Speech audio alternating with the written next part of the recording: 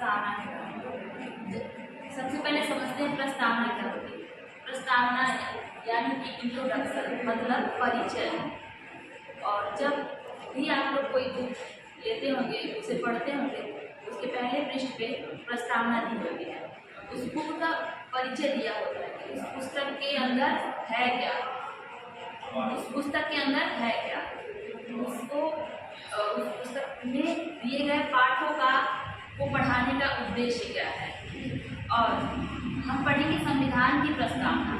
तो संविधान की प्रस्तावना ये कैसे आया, तो हम सभी जानते हैं कि हमारे संविधान का निर्माण संविधान सभा द्वारा हुआ है। तो उसी संविधान सभा में पंडित जवाहरलाल नेहरू जी द्वारा 13 दिसंबर 1946 को एक उद्देशिका प्रस्तुत की गई, जिसमें उन्होंने ये विचार दिया कि हमारे संविधान का निर्माण किस प्रकार से हो, उसका स्वरूप कैसा हो, उसका उद्देश्य कैसा हो, ये सब उद्देशिका में उन्होंने बताया। यही उद्देशिका आगे चलकर संविधान निर्माण के अंतिम चरण में प्रस्तावना नाम से प्रसिद्ध हुआ। तो प्रस्तावना को उद्देशिका भी इसीलिए कहते हैं। ठीक है, प्रस्तावना को उद्देशिका भी कहते हैं, संविधान की प्रस्तावना।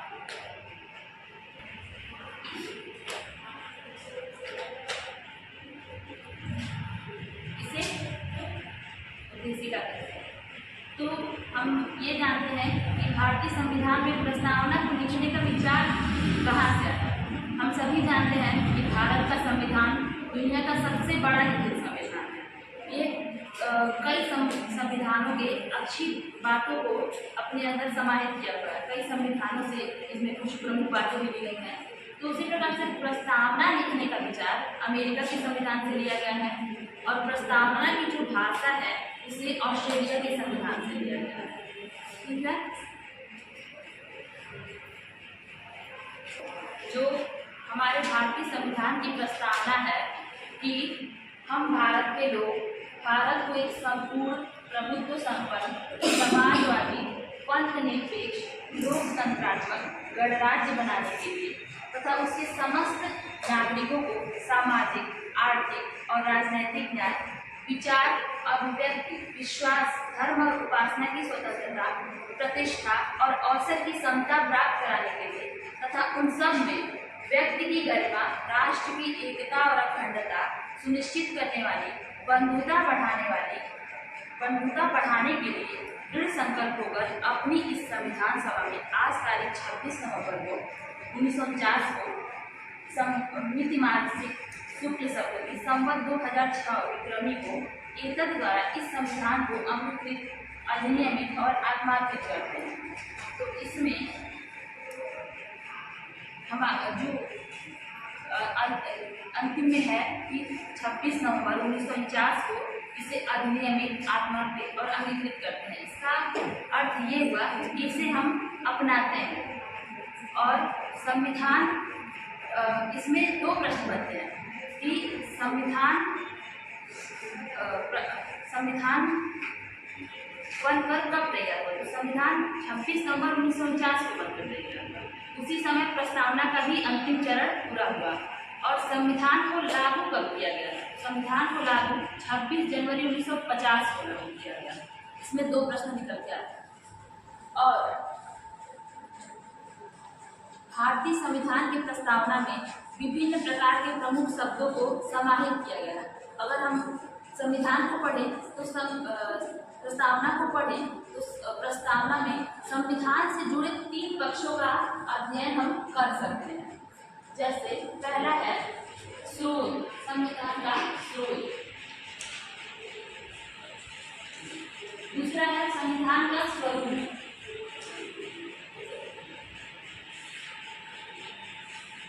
तीसरा है उद्देश्य।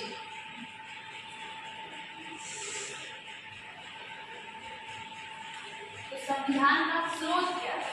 तो हमने प्रस्तावना में ही पहले ही पढ़ा कि हम भारत के लोग, यानी संविधान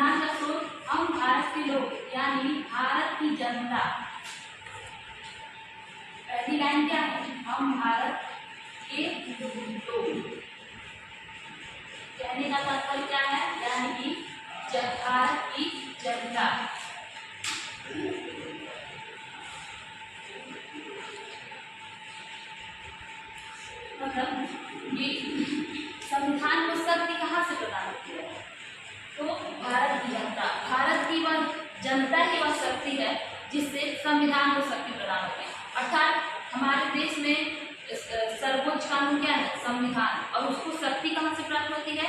यहाँ की जनता से। और दूसरा है संविधान के स्वरूप। तो प्रस्तावना में उल्लिखित प्रमुख 5 शब्दों से हम संविधान के स्वरूप का अध्ययन करते हैं। जैसे पहला है पंचनिर्देश, प्रभुत्व संपन्न, प्रभुत्व संपन्न।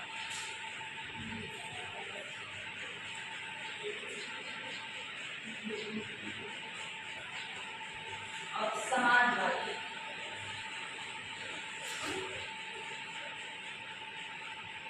तीसरा है अंतर्निहित,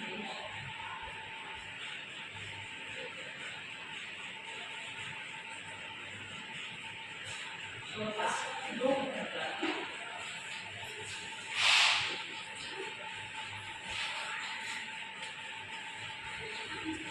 पांचवा है गणराज्य।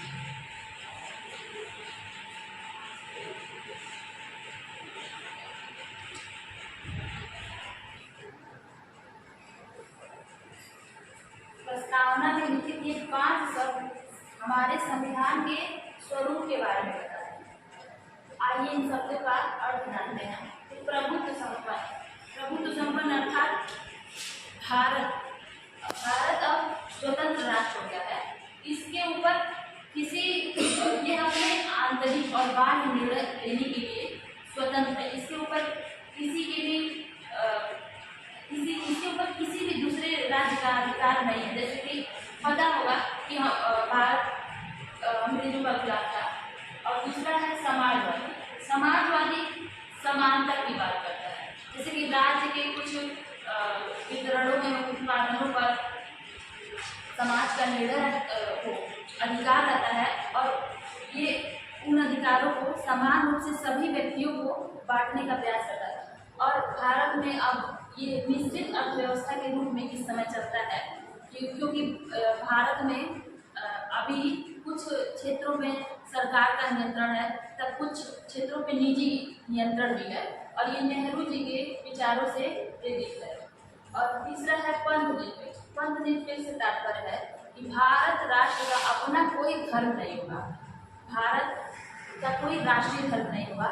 और भारत में देखते हैं कई धर्मों के लोग रहते हैं और ये सर्वधर्म समभाव की भावना रखता है और इसका स्वयं का कोई धर्म नहीं है।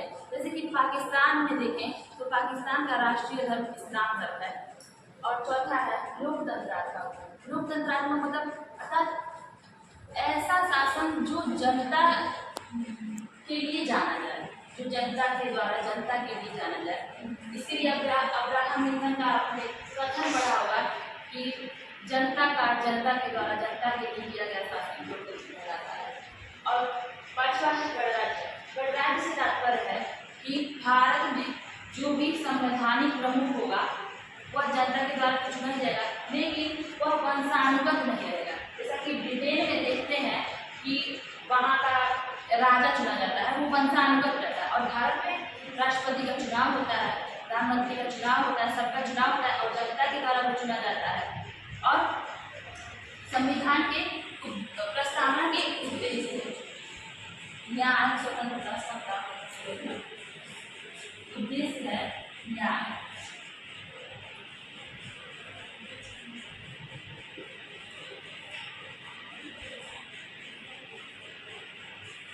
समता,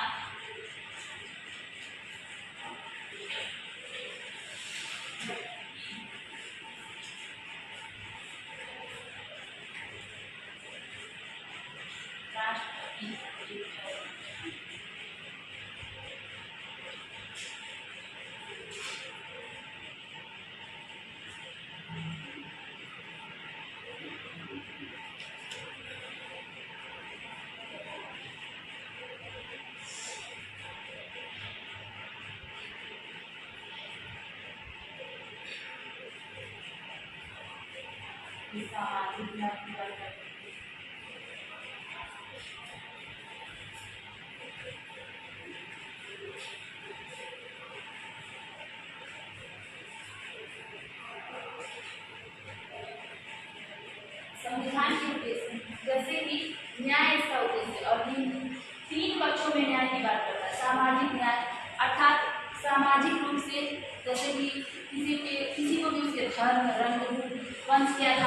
साथ कोई भेदभाव नहीं किया जा सकता। और आर्थिक न्याय अर्थात किसी को उसके अर्थ के आधार पे, मतलब अमीर है गरीब है, इसके आधार पर उसके साथ भेदभाव नहीं किया जा सकता। तीसरा है राजनीतिक न्याय। राजनीतिक न्याय की बात करता है जैसे कि सभी को यहाँ पे समान अधिकार प्राप्त है वोट डालने का। 18 वर्ष की उम्र के बाद सभी को वोट डालने का अधिकार प्राप्त है और कोई भी चुनाव लड़ सकता है, यहाँ तक कि राष्ट्रपति बनने तक का भी चुनाव लड़ सकता है। किसी के साथ कोई भी भेदभाव नहीं किया जा सकता किसी भी आधार पर। और स्वतंत्रता का तात्पर्य है कि व्यक्ति को इस प्रकार की स्वतंत्रता दी जाए कि वह अपनी स्वतंत्रता के माध्यम से राष्ट्र का भी विकास कर सके। मतलब व्यक्ति के कार्य में किसी प्रकार का हस्तक्षेप न किया जा सके, परंतु अगर वो कार्य राष्ट्र विरोधी हो तो इसे रोका भी जा सकता है। समता से तात्पर्य समानता से है। ये भी सामाजिक आर्थिक राजनीतिक आधार पर किसी के साथ कोई भी भेदभाव नहीं किया जा सकता। व्यक्ति की गरिमा, संविधान में व्यक्ति की गरिमा की बात की गई है और एकता एवं अखंडता संविधान के जैसे और बंधुता यानी भाईचारे के माध्यम से समानता लाना। और ये सभी जैसे स्वतंत्रता हुआ, समता हुआ, व्यक्ति गरिमा, ये सभी आगे संविधान के मूल अधिकार में विस्तृत रूप से इसका हम अध्ययन करेंगे।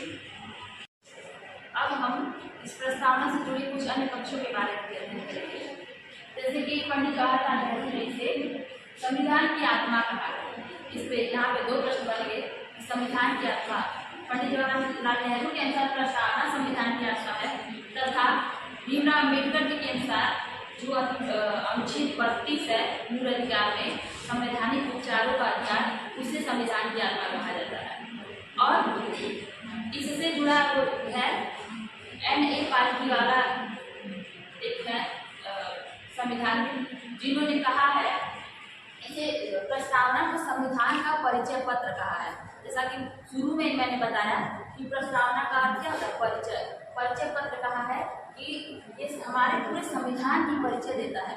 अर्थात अगर कोई व्यक्ति पूरा भारत का संविधान बहुत बड़ा संविधान है, अगर कोई व्यक्ति पूरा नहीं पढ़ना चाहे वो अगर प्रस्तावना को ही पढ़ लेगा तो मोटे तौर पे वो संविधान के बारे में जान लेगा।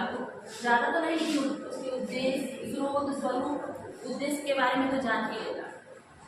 और इसी में आह्लादी कृष्ण स्वामी अय्यर ने कहा कि संविधान की प्रस्तावना हमारे दीर्घकालीन सपनों का परिणाम है। और अब ये जानते हैं संविधान की प्रस्तावना संविधान का अंग है, तो इसके बारे में 2 बार गेरुवारी संघवाद 1960 के अनुसार सर्वोच्च न्यायालय ने निर्णय दिया कि संविधान की प्रस्तावना संविधान का अंग नहीं है, अर्थात इसमें संशोधन नहीं किया जाता। फिर दूसरा मामला आया केशवानंदन भारती मामला, जिसमें सर्वोच्च न्यायालय ने निर्णय दिया कि संविधान की प्रस्तावना संविधान का अंग है। ये 1976 में आया। संविधान की प्रस्तावना संविधान का अंग है और इसमें परिवर्तन किया जा सकता है, लेकिन इसके मूल ढांचे को नहीं बदला जा सकता। इसी को देखते हुए 42वें संविधान संशोधन 1976 में संविधान की प्रस्तावना में 3 शब्द जोड़े गए, जो समाजवादी, परनिर्मित और राष्ट्र की अखंडता। ये 3 शब्द संविधान की प्रस्तावना में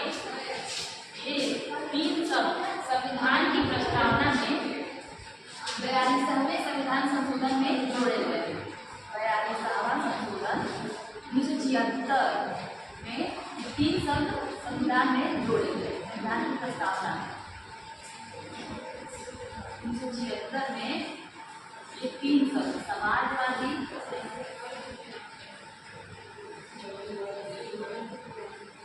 पंथनिरपेक्ष